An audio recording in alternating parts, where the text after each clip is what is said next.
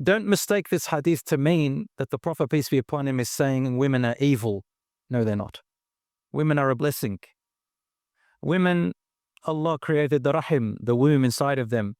You cannot control yourselves very well for long if you have physical contact with women, if you talk inappropriately with women who are not lawful for you. It is another hadith, among the greatest fitnah after the Dajjal for men is the fitnah, their alluring nature towards women. Our girls are more precious than the universe, and their dignity and reputation is more precious than anything. Because Allah created the woman, she's soft-hearted. Islam didn't come to trap you and to deny you from being happy and being loved and loved. Allah subhanahu wa ta'ala, or the Prophet sallallahu alaihi wasallam, said, guard yourselves from the alluring tests of this world. Then he said the following, brace yourselves. Guard yourselves against the alluring tests in women. The Prophet ﷺ was addressing the men at that time when he said this. So he's saying to the men, guard yourselves from the alluring tests of this world. Don't let the materialism take over your heart, and so you compete and grovel over it and you fight over it. And guard yourselves from the tests that is within the nature of women. Why did the Prophet ﷺ say that? Don't mistake this hadith to mean that the Prophet, peace be upon him, is saying women are evil. No, they're not. Women are a blessing. Women, Allah created the rahim, the womb inside of them, when He called it after His name, the Merciful. From them come generations after generations. And if you look after her, you look after an educational institution not like no other. However, what the Prophet ﷺ is saying that, O men, you cannot trust yourselves if you seclude yourself alone with women and think that your temptations and desires won't move. You cannot control yourselves very well for long if you have physical contact with women, if you talk inappropriately with women who are not lawful for you, who are not your wives, not your mothers or your daughters or your sisters, those who you cannot marry, and your wife. Don't put yourselves in that situation, because he said, it is another hadith, among the greatest fitnah after the Dajjal for men is the fitnah, their alluring nature towards women. In other words, it's saying lower your gaze, don't be alone with them, don't flirt with them. Only if there is a need, interact with them and talk to them. There's nothing wrong with that. Respectfully, but don't cross those boundaries. Allah subhanahu wa ta'ala also addresses the women in the Quran, telling them women in the Quran, calling upon them to guard their dignity and their modesty in the way Allah told them to guard it, in their behavior, their words, and their appearance, just like He told the men. But why did He address the men the most? Because the test of men when they're alone with women is even greater. In psychology, and studies have shown that men like to look. Women like to look as well. But when you compare the two, men like to look much more. So what do women like generally? In the nature of women in biology, they like more to be looked at. Men like to be looked at too. Have you seen them on social media with their muscles and with an ayah of the Quran running in the background? Be diligent on what benefits you. Rely on Allah, and He's just flexing His muscles. I don't like that. It's not right. Unless, they're teaching our brothers about health and stuff and their intentions are right. But some men like to be looked at too. But women like to be looked at more. Their satisfaction and their happiness and their desire is more intense in women when they are designed. Men, their intense of happiness and satisfaction is more when they get to look and touch and so on. So, without going to biology, this you can look it up, inshallah, the biological nature of men and women. And Islam didn't come to take away your desires. We need our desires, we need our temptations, we need our lusts. But Allah subhanahu wa ta'ala put them for a purpose, to use them in the right way. So that the husband and wife can be attracted to each other. So that we can have children. so that you can find pleasure with each other, fulfill that need, and more. Of course, lust and sexual temptation is just one part. Of course, many other parts, which then develops into beautiful, loving families. But Allah subhanahu wa ta'ala forbid us from putting it and using it in the wrong place.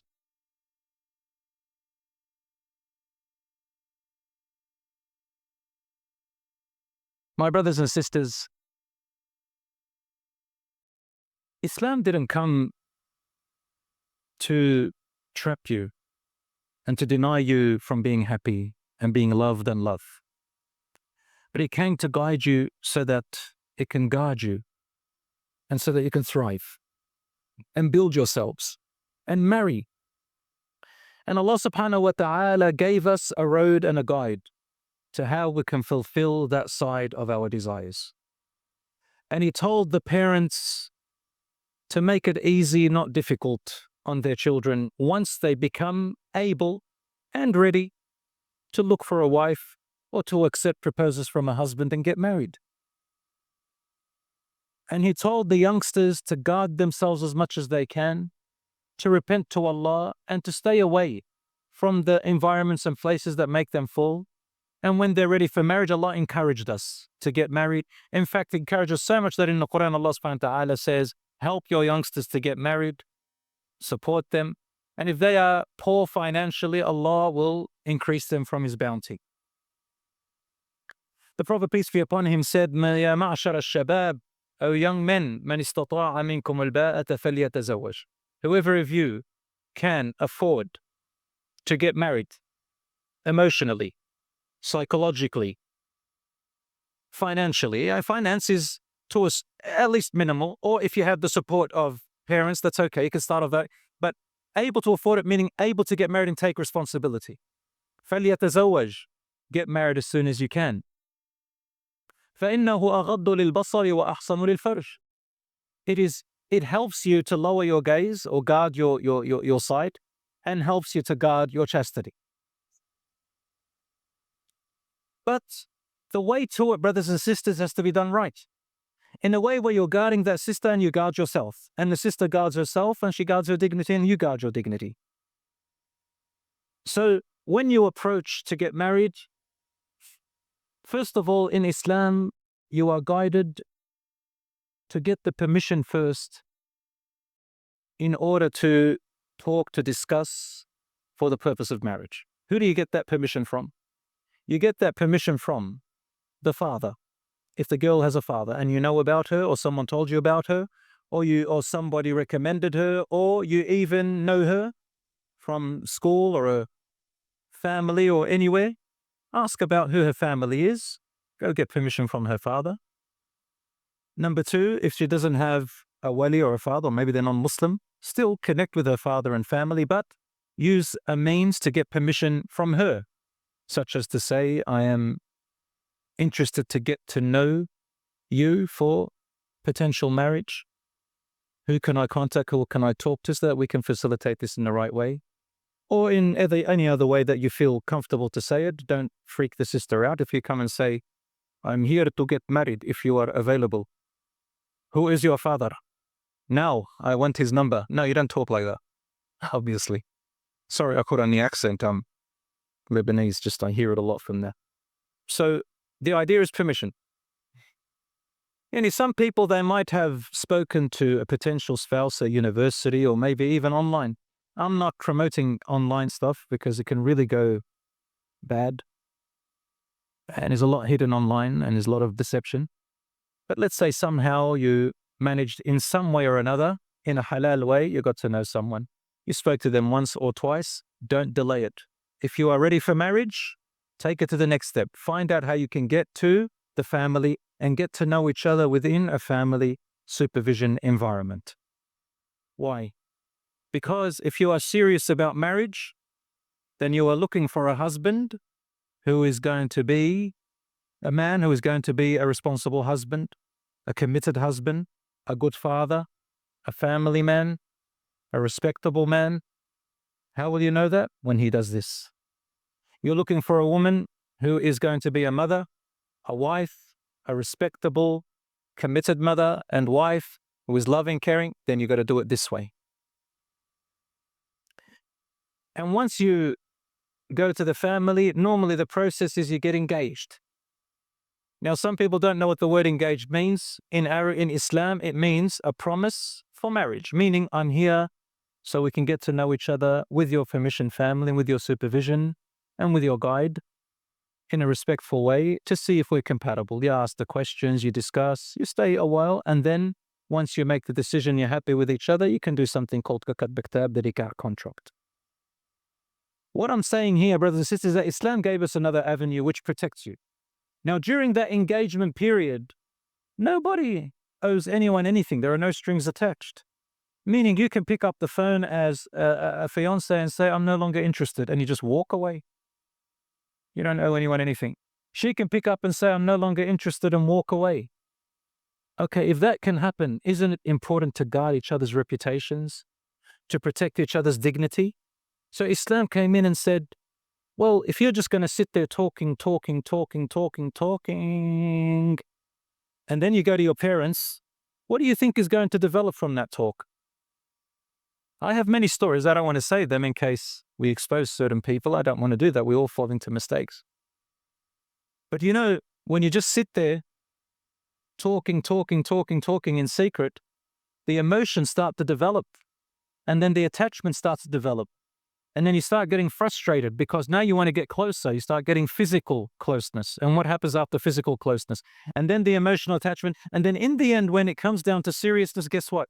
You don't know much about each other except emotional love and romance.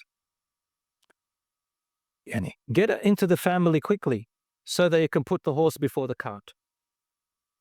Now, some people, they say to me, Sheikh, you know, not everybody who talks falls into haram, you know, not necessarily.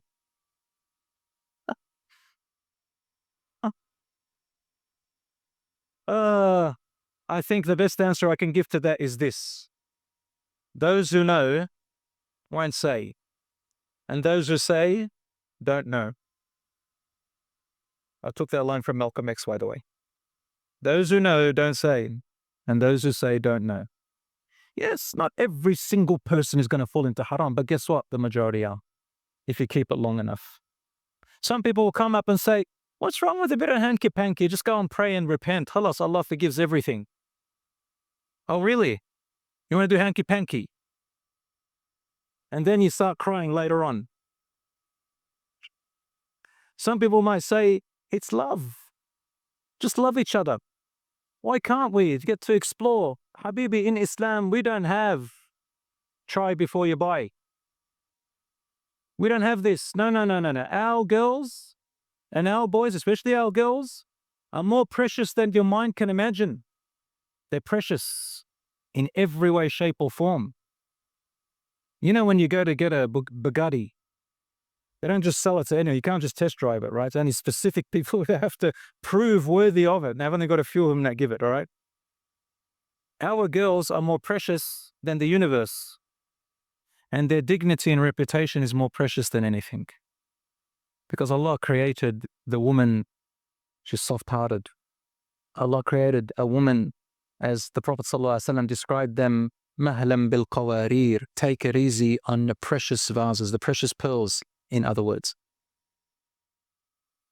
So Allah subhanahu wa ta'ala has brought this law to protect us. He brought the Quran to protect us. He brought these guidelines and parameters to protect us, my dear brothers and sisters. In conclusion, Allah subhanahu wa ta'ala is merciful and forgiving.